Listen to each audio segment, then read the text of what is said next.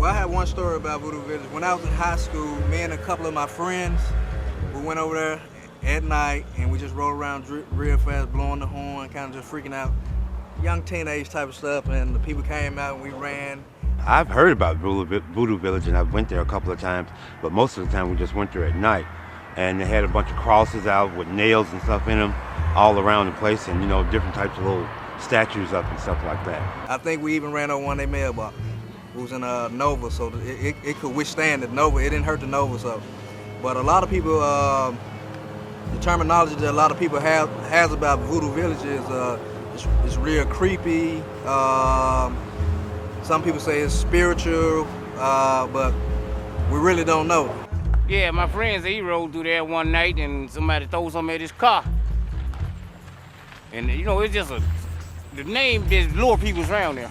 They just want to go and see what it's about anyway, Feels like hours to go out there, very unknown territory. So yeah, we were seeking an adventure and we were stretching the boundaries, doing something that we knew was somewhat dangerous. So I don't know what religion they practice or nothing about it.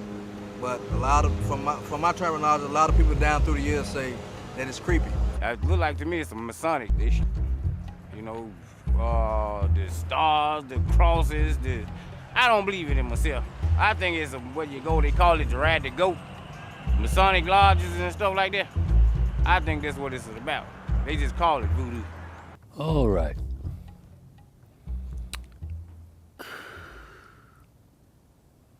My name is Washington James Harris. I was named after my grandfather, Doc Wash Harris. Well, people would come from miles and miles around. Not only Memphis, Mississippi, Arkansas, they come from Chicago, Detroit, New York, Pennsylvania, a whole lot of places. Even people would come from across the water to see him, talk to him. They got a problem they don't feel like nobody else could help them with. The good Lord gave him a gift that he don't give many people, Some people say voodoo, witchcraft, and all that stuff, but that ain't what it is. It's a gift from God. It's just like God give me a gift, God give you a gift. Everybody ain't got the same gift. If it was, everybody be running around in a circle, But he could tell you some things that you think you didn't know about yourself, but you. Me and my old man, we started this place back at where it was started back in the 60s. And I was small, but I hope do all the work that's here, coming up. You just see these kind of low buildings. They sort of looked like, farm buildings or work buildings, tool sheds and that kind of thing.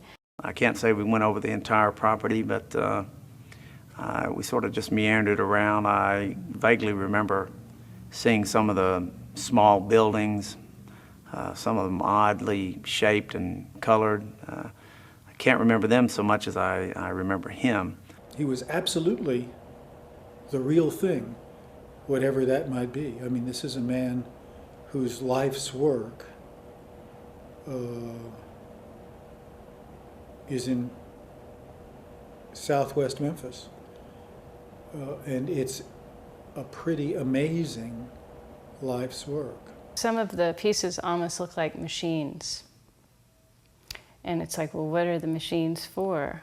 It's like they're like a giant air purifier. But they're cleansing, forces of,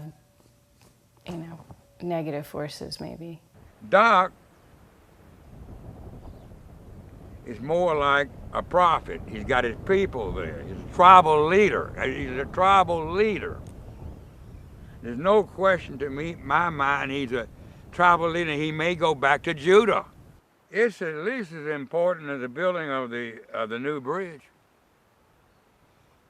It's a bridge from here to eternity. Nobody wants it built. Sorry, wrong number.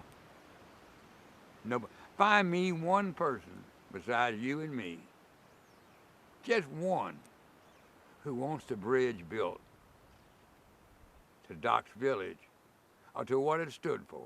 We would work so long, we worked sometime all day, all night, half of the night, and people be riding up down the road, hollering, shooting, saying bad things, and we just kept right on working.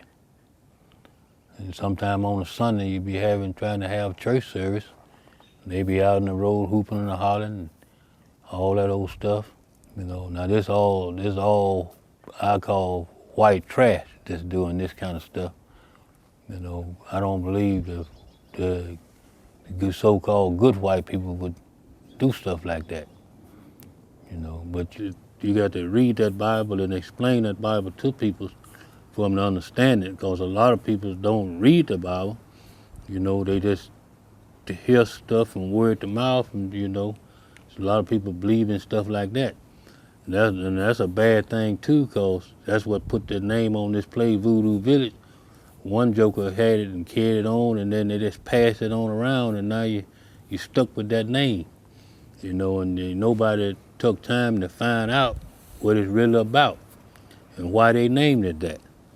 They named it that because they didn't understand really what it was or what it was about, and then they asked nobody. Anytime you want to know something, you need to ask the people that got it, and then you get the right understanding.